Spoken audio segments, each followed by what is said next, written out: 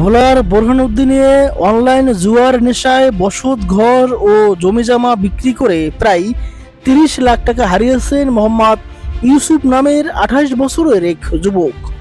সব হারিয়ে অবশেষে হুঁশ ফিরেছে তার। দুধ দিয়ে গোসল করে দিয়েছেন জুয়া ছাড়ার ঘোষণা।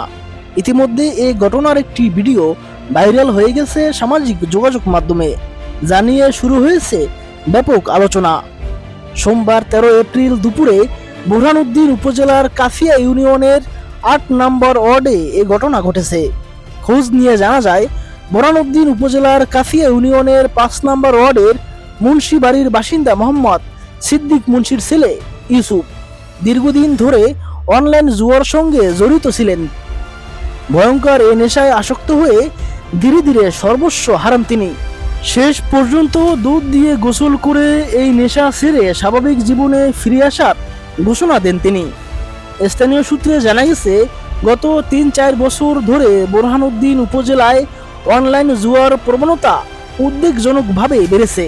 এতে আসক্ত হয়ে পড়েছে কয়েক হাজার যুবক, যারা ক্রমেই আর্থিকভাবে ক্ষতিগ্রস্ত হচ্ছেন। ইউসুফের এই সিদ্ধান্তকে ইতিবাচক হিসেবে দেখছেন এলাকাবাসী। প্রতিবেশীরা জানান, দীর্ঘদিন জুয়া খেলে সব হারিয়ে ইউসুফ হতাশায় ভুগছিলেন। এখন তিনি আর অনলাইন জুয়া খেলবেন না বলে সিদ্ধান্ত নিয়েছেন। ভুক্তভোগী ইউসুফ বলেন, বন্ধুদের মাধ্যমে প্রথমে আমি এই খেলায় যুক্ত হই। শুরুতে কিছু লাভ পেলেও পরে বড় অঙ্কের টাকা হারাতে থাকি। এক পর্যায়ে নিজের দুটি বাড়ি বিক্রি করে জুয়ার টাকা জোগাড় করি। বর্তমানে আমি সম্পূর্ণ নিঃস্ব। তিনি বলেন, সব হারানোর পর দুধ দিয়ে গোসল করে শপথ নিয়েছি, আর কখনো অনলাইন জুয়া খেলবো না। আমার মতো আর যেন কেউ এই নেশায় জড়িয়ে সর্বস্ব না হারায়। সরকারের প্রতি অনুরোধ জানিয়ে এরপর ইউসুফ বলেন, যারা জুয়া খেলে তাদের নয়, বরং যারা এসব অ্যাপস পরিচালনা করে তাদের বিরুদ্ধে ব্যবস্থা নেওয়া উচিত।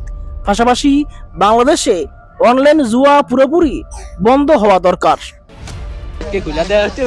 এই গেমের জন্য কেউ বাধা না পড়ে আপনার এটাই অনুরোধ বাংলাদেশ সরকারের কাছে। যাওয়াই হোক, আপনি যেন ভালো হতে পারেন, এটার জন্য এটাই আমাদের দাবি। এই যে খালেদা গোসল করছে আমার ভাই, খালে গোসল করছে আর না।